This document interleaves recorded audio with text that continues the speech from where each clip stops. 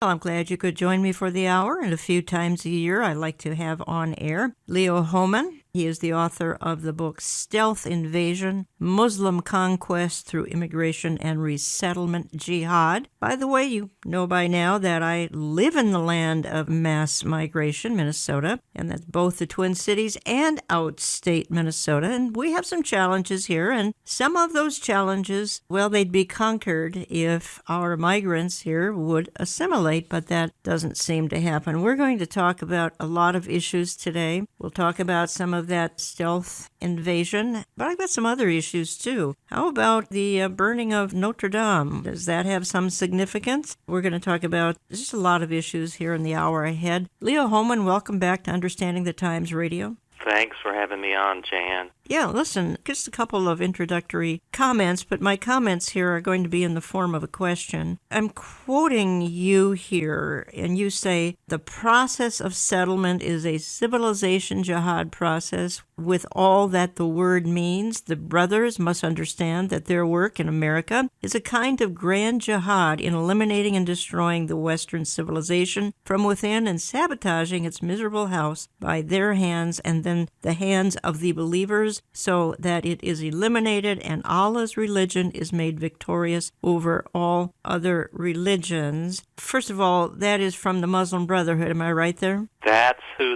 the reference to the brothers is pretending to, exactly, the Muslim Brotherhood, founded in 1928. Okay, so a couple of comments here, because we've got some representatives in Congress that just are a little bit troubling. I've referenced them on air before, and we can call them out by name here eventually. Nancy Pelosi removed, I think, personally, all doubt as to who is really in control on Capitol Hill. It's not, say, the old-line Democrats, the liberals. It is the new breed of Democrat, the so-called progressives, who now call the shots. We are seeing nothing less than the convergence of the red-green axis right before our eyes. I'm quoting you, Leo, and then you go on to say, red, which is Marxist ideology, and green, which is Islamic ideology, coming together for a complete and total transformation of America. How have we even allowed this to happen? I mean, I know Barack Obama promised the fundamental transformation back in 2008, and I shuddered. Why do you want to transform something that's good already? But what are you talking about here? I don't believe Barack Obama believes that we ever had anything good going on here in this country, any more than the governor of New York, Mr. Cuomo, said when President Trump started talking about Make America Great Again. Cuomo said, America was never that great. This is a shared ideology among the new breed of Democrats in our country. Like you said, this is not the old-line liberals that we're talking about who stood for civil liberties and free speech. This is not the party of Robert Kennedy or John F. Kennedy. This is a new, extremely radical line of the Democratic Party led by people like AOC, Ilhan Omar, Rashida Tlaib, the younger crowd who are seizing power, grasping it violently with violent speech. And they have a virulent hatred for everything that America stands for, its history, its republic. They want to do away with the Electoral College so that a few large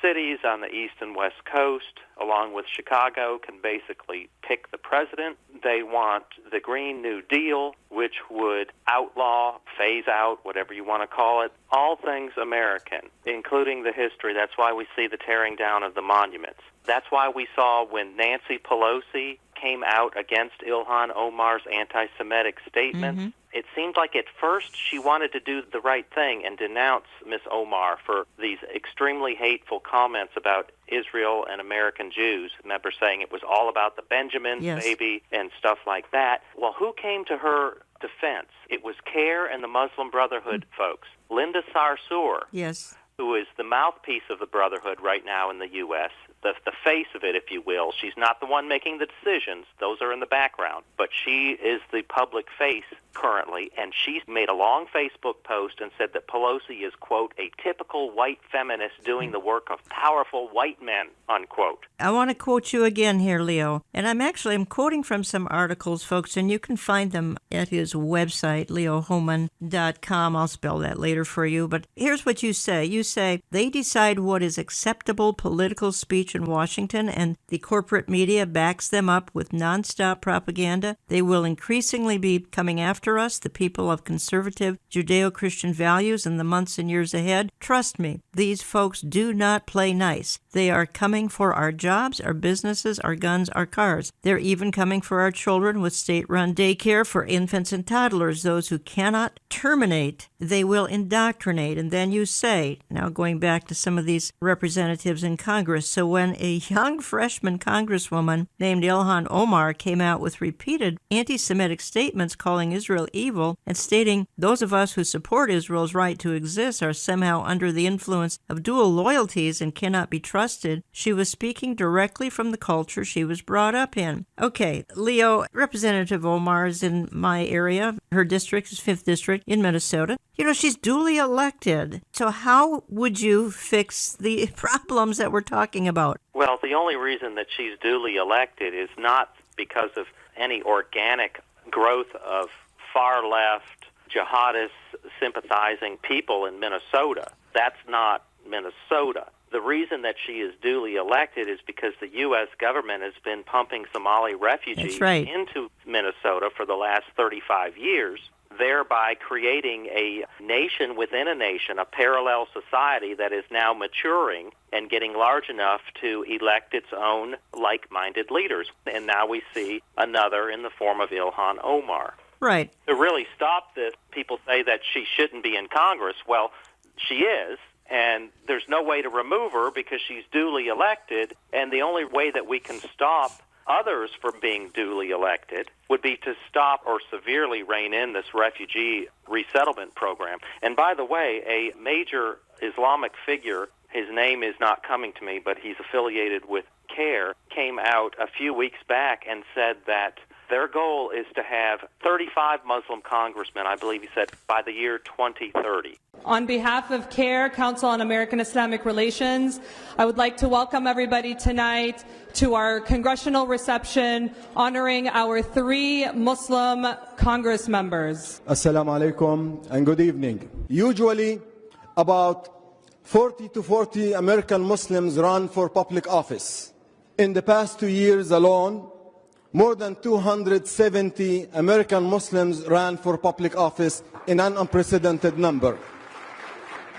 131 of them won seats at this local, state, and federal level. The American Muslim community would spend about $500,000 giving contributions to candidates that they like.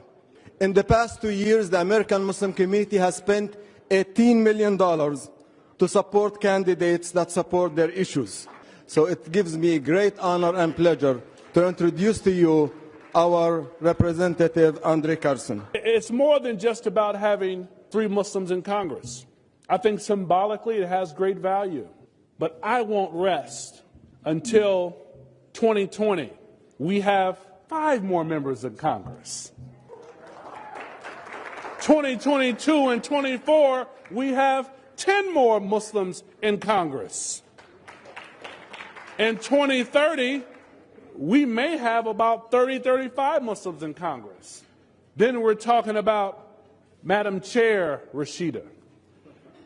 We're talking about Madam Chair Ilhan. Hell, we could be saying Speaker of the House Ilhan, Speaker of the House Rashida. Senator Rashida, Governor Ilhan, President Fatima, Vice President Aziza, inshallah.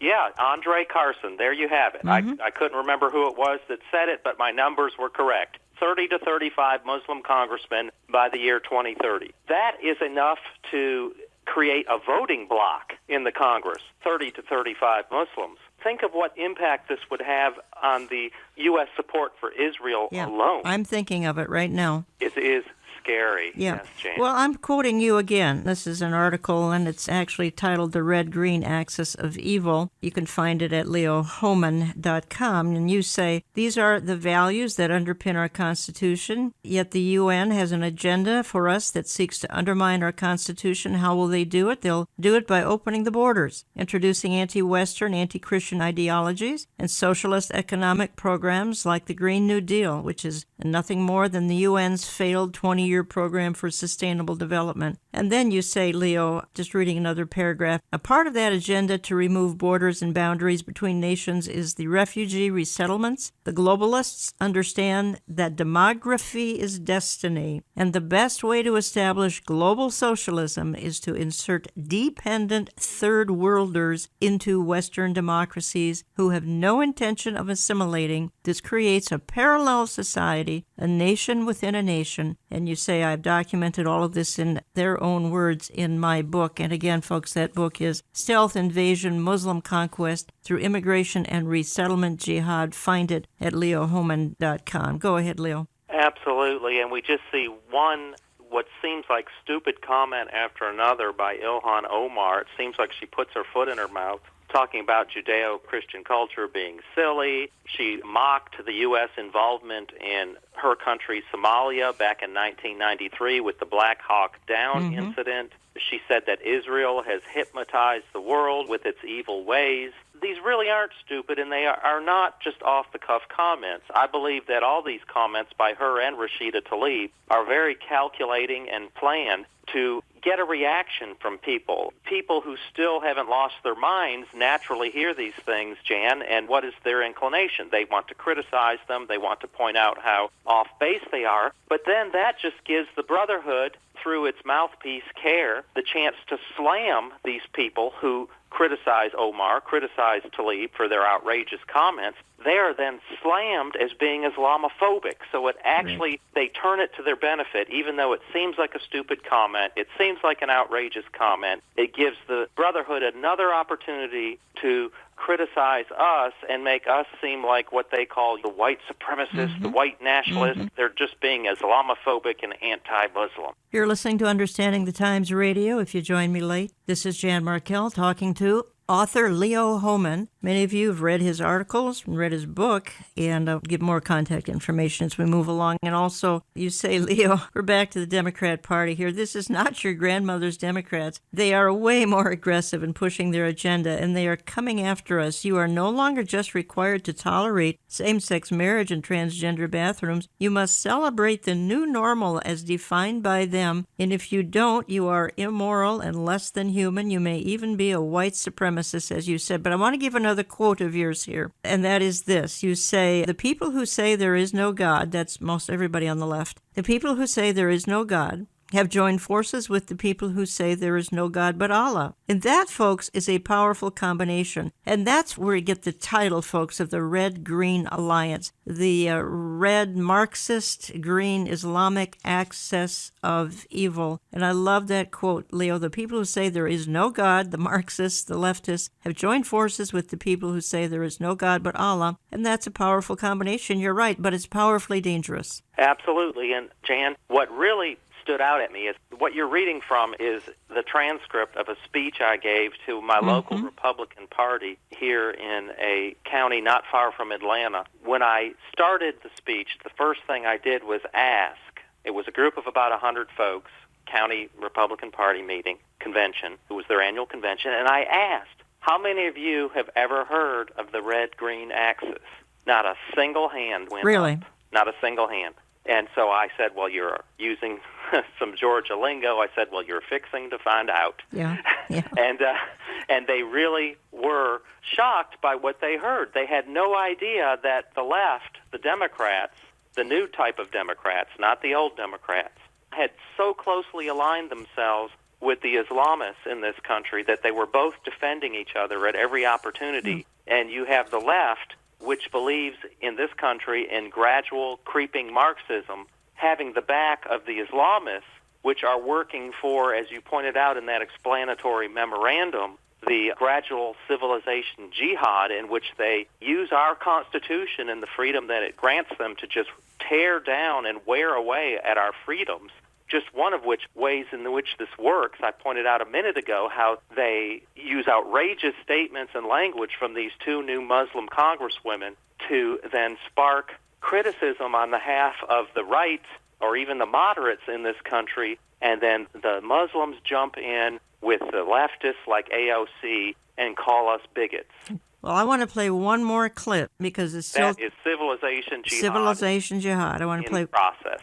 It's Claire Lopez, Clarion Project, and again, she's talking about this red-green alliance and how absolutely dangerous it is. Now, there are three major elements, as I mentioned, to this red-green axis, and we're going to talk about each one in turn. The U.S. Muslim Brotherhood, the Black Lives Matter movement, and a communist, anarchist cabal of what I call the Saul Alinsky mold of anarchists who are in the tradition, quite literally, of the Russian Revolution of 1917. So we'll start with the Muslim Brotherhood. In the United States, I don't know if you all know this, but in 2014, and the Center for Security Policy has written quite extensively about this, including in a book that we call the Star-Spangled Sharia, the Muslim Brotherhood front groups, many of them in the United States, formed an umbrella group of a kind. And so I'm talking about CARE, ICNA, ISNA, I'm sorry, not ISNA, they're not part of it, but they're affiliated with it, and other well-known Muslim Brotherhood front groups in this country formed an umbrella group, and they called it the USCMO, United States Council of Muslim Organizations. That group, we thought, was unique to the United States, that only in the United States had these Muslim Brotherhood front groups come together. Lo and behold, we find out in early 2016 that there was a conference held in Crystal City, Virginia, right outside of Washington, D.C., in February of that year, and it brought together the councils, plural, of Muslim organizations from countries all over the world. Represented at that conference in Crystal City were Muslim Brotherhood front groups from, let's see if I can even remember them all. We had Canada, Britain, France, Spain, Germany, Italy. Other continents were represented. El Salvador, Brazil were represented. South Africa was represented. Australia was represented. New Zealand was represented. All of those, and I'll add one more in a moment, were at that conference. That means that the Muslim Brotherhood is organized in this way of councils, umbrella groups, not just inside the United States, but they've got a network across the entire world.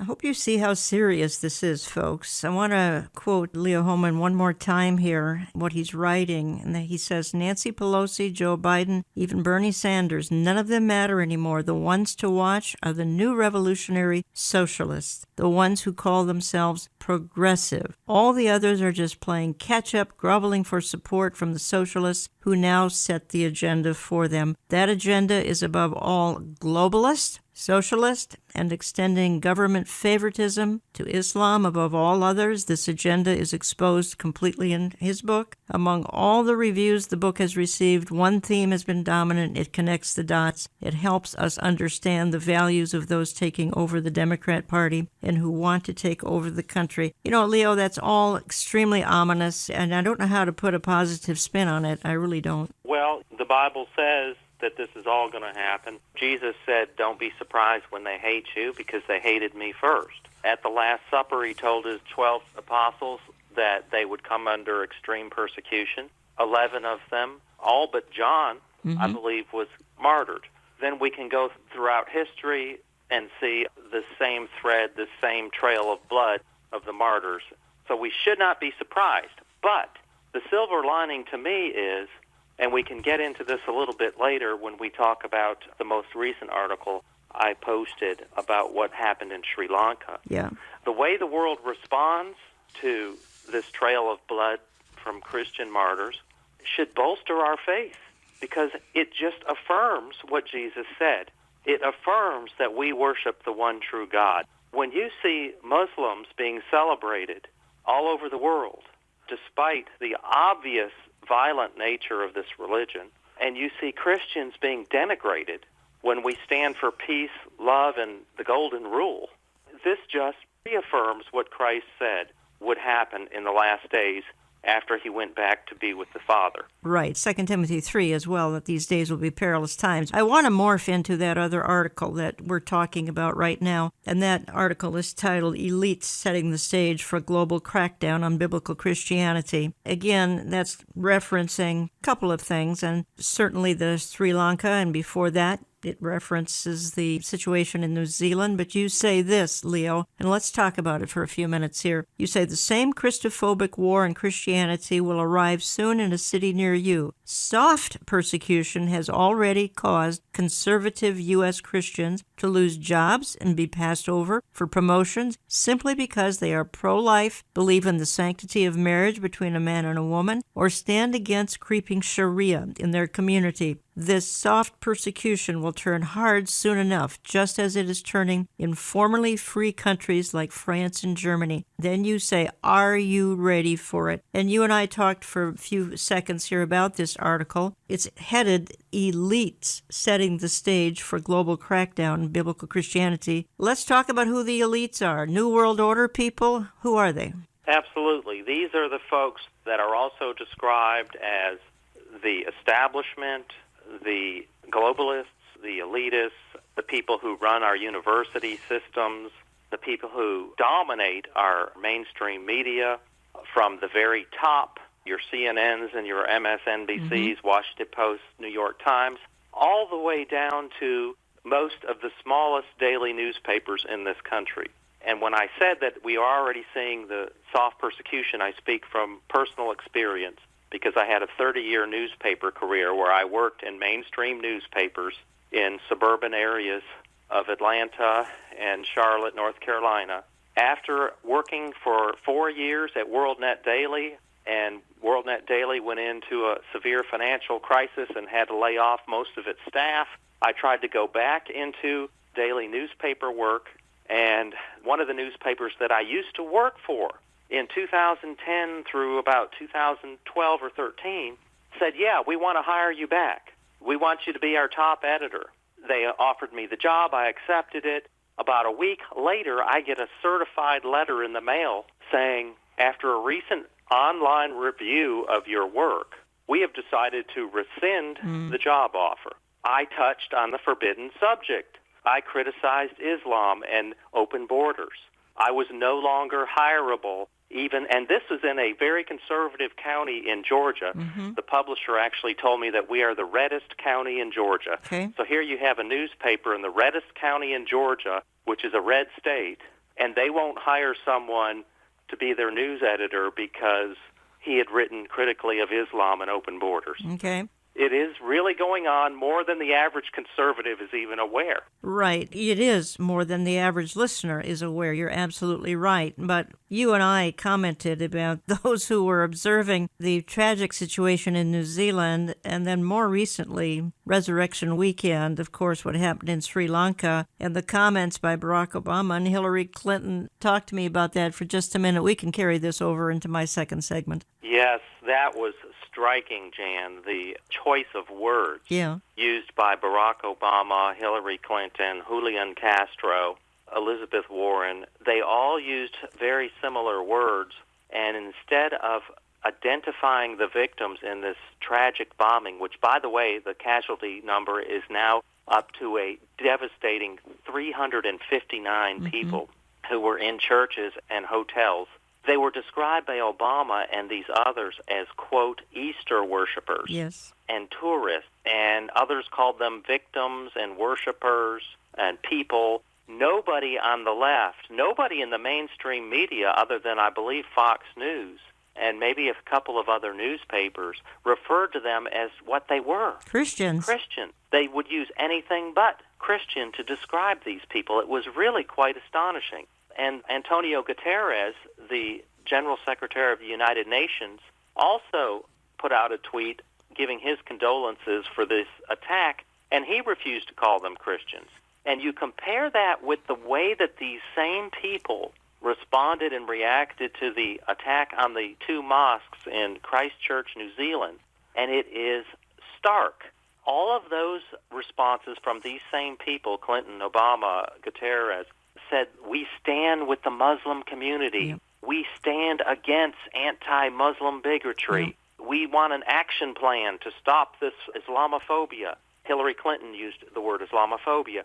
They clearly identified the victims as Muslim, and they identified the attacker as a white nationalist, which this crazy man who did the shooting did make some comment in his manifesto about white supremacy, but he also was a big fan of the sustainability and the Green New Deal type of policy. It really is, to me, telling on the difference between these two attacks, one which killed 50, which is bad enough, 50 Muslims, but the other killed 359 Christians. This was the biggest attack, terrorist attack, since 9/11. Leo, we have to pick this up in the next segment of the programming. Folks, don't go away. I'm coming right back.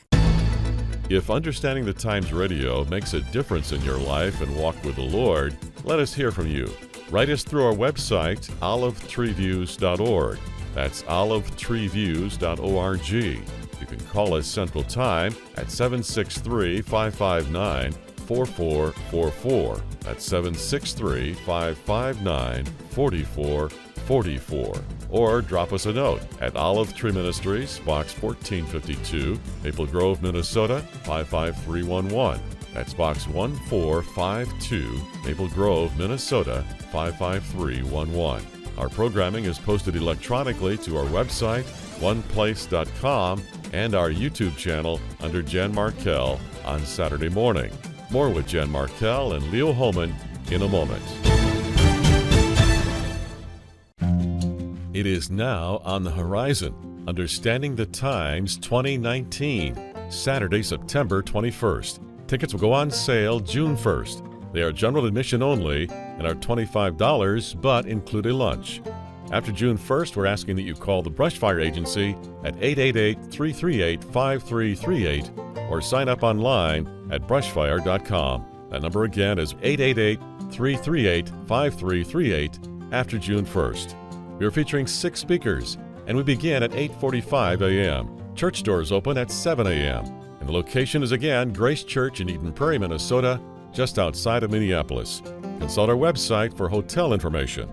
Our speakers include Dr. Robert Jeffress. These signs that have been around for a long time, they are increasing in frequency and intensity. I think something big's about to happen. I believe we're in the last days. I believe the Lord is going to return. Amir Sarfati. And at the last trumpet, we're going to be out of here. There will be certain events around the world, and there will be the last trumpet, and we don't know the day, and we don't know the hour, but we understand the times and the seasons. Pastor J.D. Farag. Because there's coming a time, and I believe it's very soon, when that trumpet's going to sound, and everything here matters no more. I mean, shouldn't that affect us, the way we live our lives? Pastor Jack Hibbs. And he's not only spoken to us in his word, he is speaking to us right now in world events.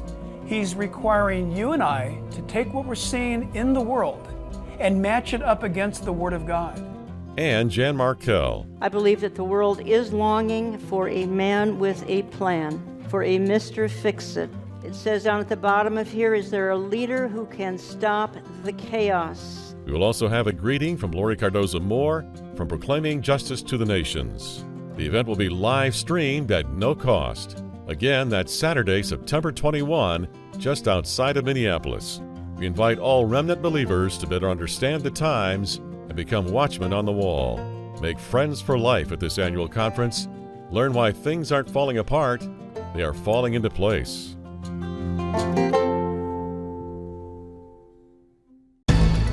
But what they haven't told us in the mainstream media is that over 1,000 Christian churches That's right. have been burned or desecrated or otherwise vandalized over the last year alone. And so this is all being swept under the rug. And when an event is so big that they can't ignore it, like the Notre Dame Cathedral and the attack in Sri Lanka, we're given not the full truth, but just bits and pieces. We have an active website, olivetreeviews.org, that features daily headlines and other articles, video, 2 years of radio programming, a store with cutting-edge products, conference information, and donate and contact links. You can now text to give Jan Markell and Leo Homan are sharing sensitive information this hour. That's why we ask our listening audience to regularly pray for this ministry and our media team. Also, that we can raise the substantial funding for this radio outreach. Let's return to Jan Markell and Leo Homan to continue their discussion on stealth invasion and resettlement jihad. Fox News alert ISIS now taking credit for a stabbing attack at a mall in Minnesota. The suspect in St. Cloud was born in Somalia. There's his picture right there on the left-hand side of your screen. Moved to the United States 15 years ago as a child. Police say he's 22 years old, or was 22. He was shouting Allah and asking his victims if they were Muslim. So is the Somali refugee crisis now a terror crisis? Fox News contributor, U.S. Army veteran Pete Hegseth lives in Minnesota and has been looking into this and has done stories on this before. He joins us. Sadly, Pete, this does not surprise you. No, it doesn't. I was in St. Cloud actually on Saturday, familiar with that community, and if you live in Minnesota, you're familiar with the Somali Muslim population that has grown here, refugees who came here in light of the civil war there. Minnesota's a very welcoming place. The problem is that a lot of those communities have not assimilated the way we would want them to. In Rochester, in Minneapolis, in St. Cloud, there's an incubation, there's some radical mosques, there's some radical teachings, and as we've seen from U.S. Attorney Lugar, he pointed out very clearly, there is a terrorist recruitment problem in Minnesota, and much of the Somali Muslim population is in denial about it. This kid came as a refugee, came as a kid. You can't vet a kid for extremism. Right. The problem is the ideology looks to be ISIS-inspired at the very least, as they call him a soldier of the caliphate. So this is a terror problem in Minnesota, and our leaders are nowhere to be found on it.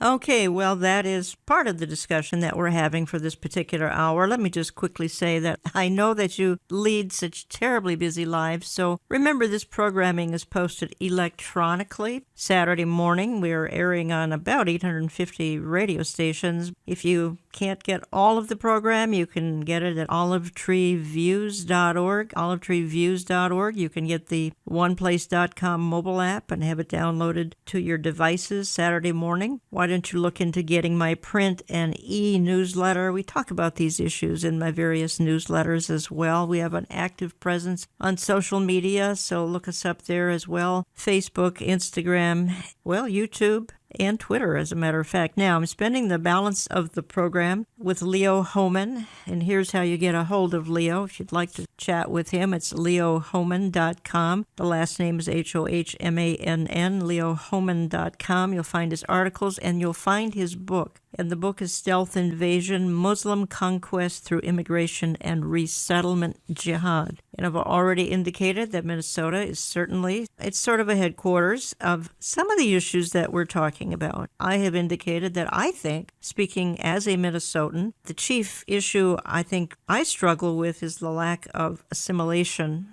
of those who are settling here. And the settling of particularly Somalis began, I think it was in the 1990s. It was under President Bill Clinton. And of course, it's only grown exponentially since the 1990s. Leo, we were talking again about the difference in the reaction to the Christchurch bombing. A couple of mosques in Christchurch. This is now several weeks ago, and comparing it to what happened on Resurrection Weekend a couple of weeks ago now with the Christians in Sri Lanka. You feel this is sort of a foreshadowing of what could become a massive crackdown on biblical Christians on the horizon. We sort of touched on that in the last segment. I think we need to finish our thoughts on that topic before I move to a very related topic. I do, Jan. I do believe something worse is coming. When you see 359 Christians slaughtered while worshiping inside churches on the holiest day in all Christendom, Easter Sunday, and it's already dropped off the news cycle.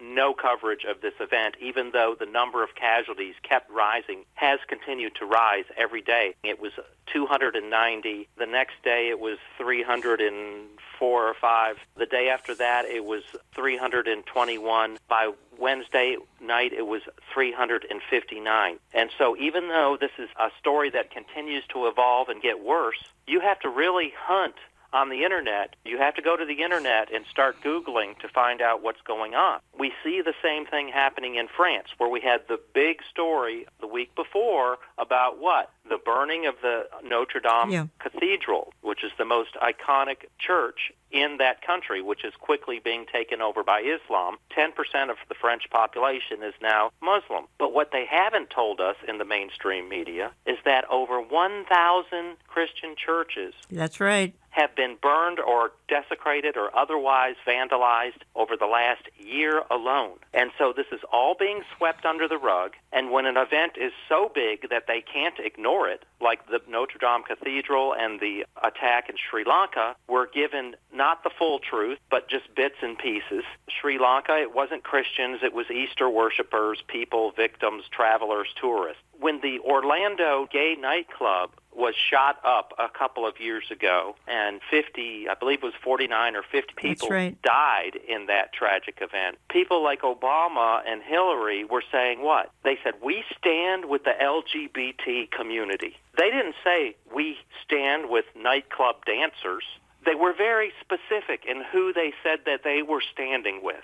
We don't see that when there's a massive attack on Christians. Right. We just get this vague, generic term like Easter worshipers. Right. To me, that is sending signals. We need to pay attention to the signals that the world is sending us, lest we be caught unprepared when the persecution comes to our country, our state, our city. Don't want to be caught unprepared. And I believe that if we read the tea leaves of what the world is telling us, that there is a hatred for Christianity that is about to boil over. Look at the Nazi Holocaust. Jews were not suddenly rounded up and taken overnight, disappearing into concentration camps. First, they had to marginalize them in the media and in the public square. They had to blame them for all the country's woes, the bad economy. It was the Jews' fault. Leo, you and I are kind of talking about biblical Christians here. I want to segue into... I think it will affect all Christians, but it is biblical Christians who are going to be held to the sword. But I'm morphing into another article of yours, which is really more about apostate Christianity, and it's called The Coming Convergence of Islam and Apostate Christianity. I want to spend an extra few minutes on this because we've got churches participating in all sorts of things that are very strange. Churches participating in Ramadan, churches participating in Chrislam. I'll say more about that as we move into this. You write here, we're back to the situation of the Cathedral of Notre Dame. I'm just skipping around in an article that you wrote, and you say, why were the French so eager to sweep this fire under the rug of history? And then you go on, there has been a disturbing pattern of arsonists, as you just said, targeting hundreds of Christian churches in France over the last few years, including 10 in a 1 week period. The same month that the Notre Dame caught fire, there were 10 in 1 week churches that were burned, probably, I think, by arson. And then you go on to say, with nearly 10% of its population now Muslim, France would quickly devolve into chaos. Police would launch a nationwide manhunt for the Muslim arsonists. Muslims would be out in the streets, perhaps defacing more churches and cemeteries. Anything that stands as a symbol of Christian France. Priests and pastors might be kidnapped and killed. Regular Frenchmen, feeling threatened, might strike back, possibly burning down mosques in retaliation. And then you say, Leo Hohmann, you say the last thing President Macron wants is to take a chance that a thorough forensic investigation could spark a civil war. You can hardly blame him, but show me a nation that has lost the will, for whatever reason, to enforce the rule of the law and lost faith in its ability to blindly apply justice, and I will show you a nation that has already been conquered.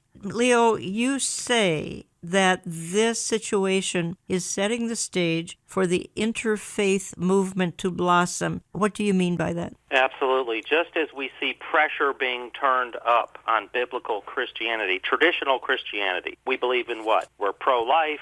We don't believe in abortion. We believe in one man, one woman marriage. We don't believe in open borders. There are other Christians that will see the persecution happening before their eyes. And if they're not strong in their faith, maybe they're waffling, maybe they even believe in some of this stuff they say they do. Maybe they say they're pro-life, but they're going to be afraid because they're going to see the persecution heating up. And the New World Order has an answer. Just go along into this new, watered-down version of Christianity. Maybe it'll be called Chrislam, maybe it'll be called something else. I don't know. I was shocked. I've heard of the Chrislam movement for several years, but I was shocked when I did an internet search on the word convergence. Islam, Christianity, and convergence. And what I found was a document that came out of a side event from the United Nations in 2017 in which they talked about, in very open terms, the coming grand convergence of Christianity and Islam. I was blown away. Quite frankly, and I'm aware of what you're referring to, United Nations Human Rights Council 34th Ordinary Session, Geneva, the Arab Muslim organizers of this conference conducted under the auspices of Geneva Center for Human Rights Advancement Global Dialogue invited representatives from Muslim and Christian regions to exchange their views on the convergence between Islam and Christianity. I want to move from that to something that happened maybe 10 years ago, because this involves some evangelicals, and that would be the Yale Agreement, which kind of morphed into the common word between us and you, as it was called. The Yale Agreement and common word basically said Muslims and Christians worship the same God, all these kinds of things that are just crazy, beyond the pale, that evangelicals would sign on to this, but they did by the barrelful. Representatives from Fuller Seminary, the National Association of Evangelicals, Bill Hybels, North Park University, David Neff, Christianity Today, World Evangelical Alliance, the then president of the Navigators. Again, this is 10 years ago. Then the religious left, Brian McLaren, Tony Jones, Jim Wallace, these religious leftists all signed this common word between us and you, again, stating the fact that we've got to get along, Christians and Muslims. Besides, we worship the same God. But you can see how this is morphing, Leo Hohmann. Yes, absolutely. I was aware of this common word document. They talk about the common word and focusing on what we have in common instead of our differences. That's right. They talk about building bridges. That's right. The only thing new that I had found last week as I was researching this is this idea of convergence. The title of this document was Islam and Christianity, the Great Convergence, working jointly towards equal citizenship rights.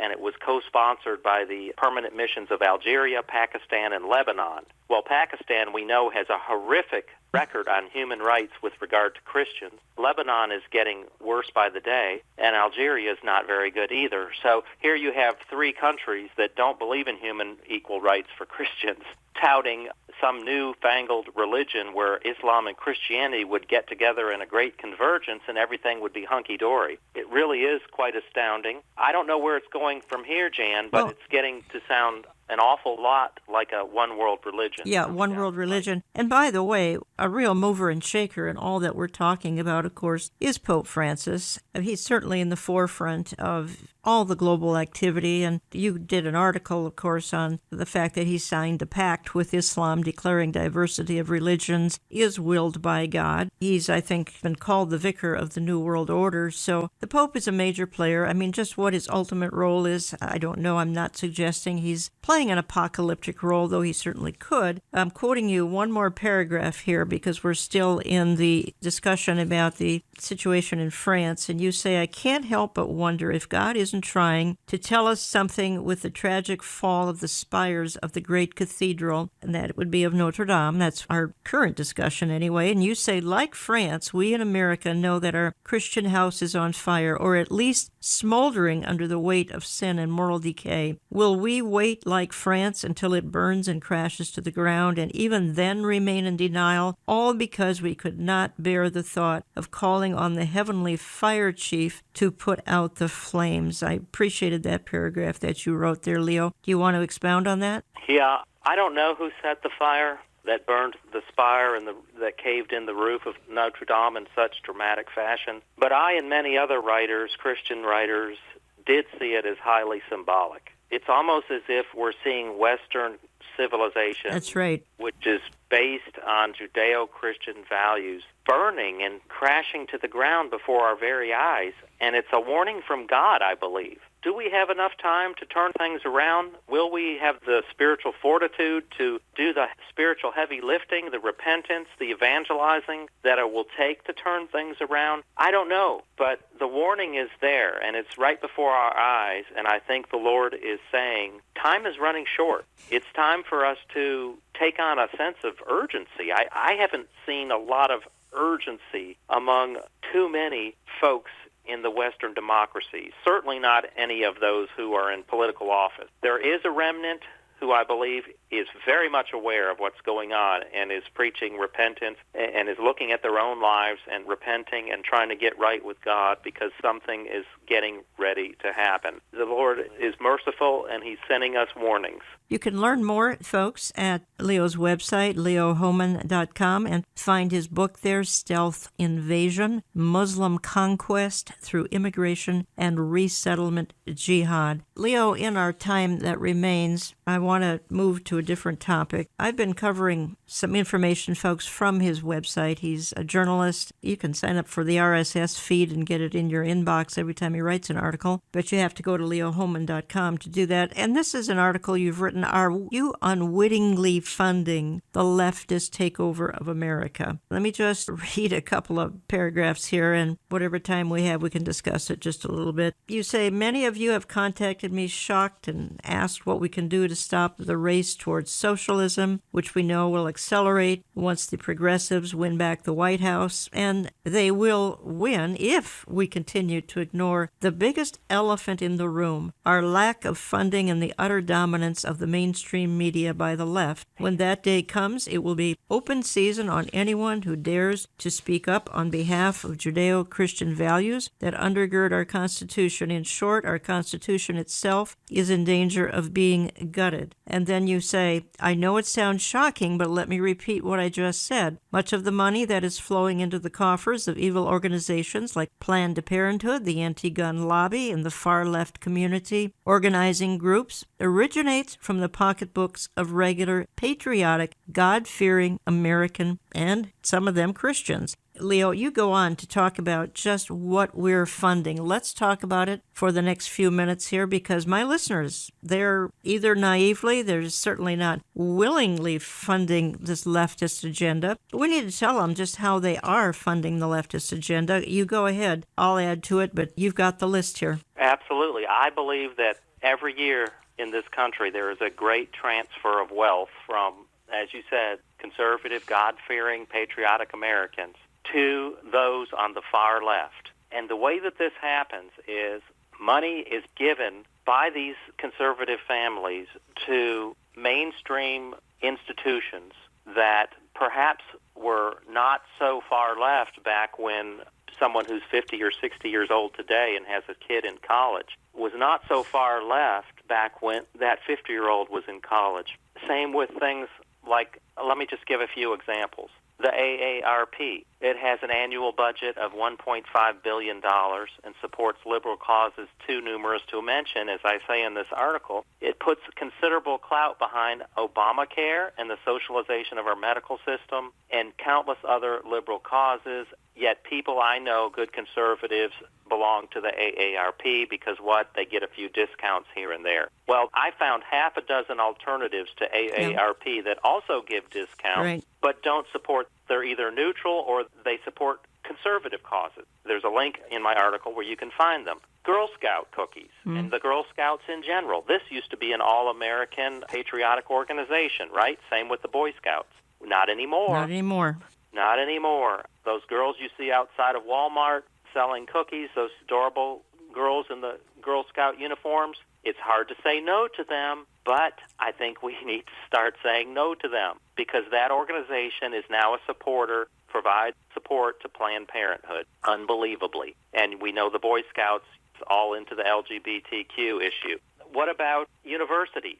I believe Christians should look at the university that their high school student is interested in and say, does this institution support my values, or does this institution support the overthrow of Western civilization through creeping Marxism? I believe this now includes most public universities, sorry to say. If you can't afford to send your child to a Christian university, maybe you should consider other alternatives. What about Hollywood? Look at all the movies we go to every year, many of them with a far-left agenda, and yet we see alternatives. We see wonderful Christian-made movies like Unplanned coming out that are professionally made and support godly values. Let's support them instead of the R-rated and PG-13 Hollywood studio films.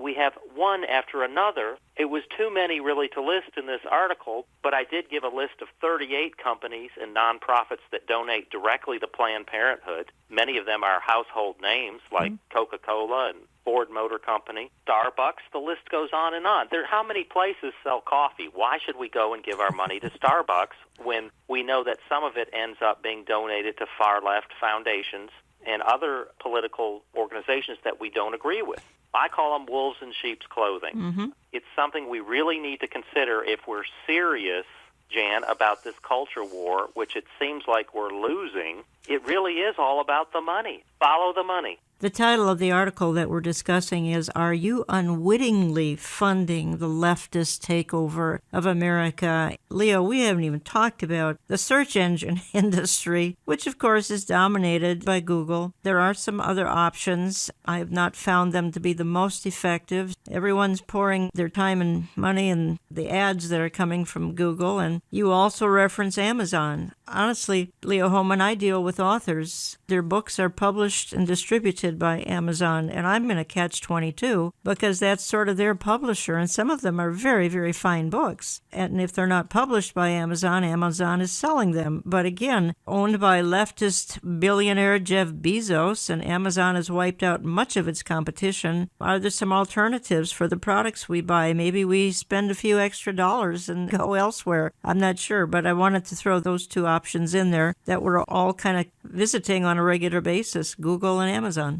Absolutely. And the one that I had found that is a really good alternative, to me it's far better than Google, is DuckDuckGo.com. You go to DuckDuckGo, you punch in whatever it is that you want to search, and you get an unbiased list of sources that provide the information that you're looking for. Whereas with Google, if you punch in, say, something on a topic that myself or Robert Spencer or somebody else wrote about concerning, say, Islam or abortion or whatever, our articles are going to be buried like 8 or 10 pages into the search. This didn't used to be the case with Google. 4 or 5 years ago, you could punch in a topic and a story by Leo Hohmann at WorldNet Daily would come up in the first page or two if you put in the right keywords. Now you have to almost punch in the exact headline or title of the article to get it within even the first 2 or 3 pages. It really is astounding. But DuckDuckGo doesn't do that, and DuckDuckGo also does not track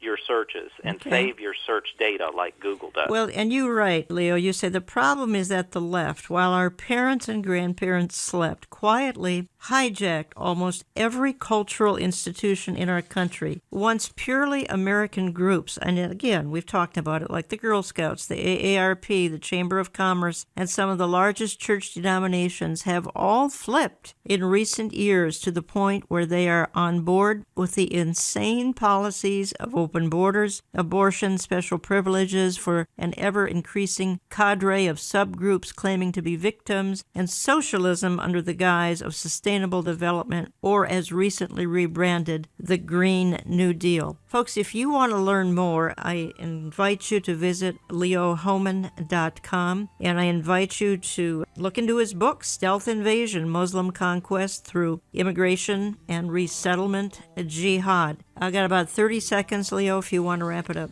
Yes, I just thank you so much for this opportunity, Jan, and for your wonderful ministry. I really believe that the answer is we need more observant Christians. We have a lot of Christians in this country, and we have a lot of Muslims. The percentage of Muslims who are observant and actually following the Quran and what it says, I believe, is on the rise.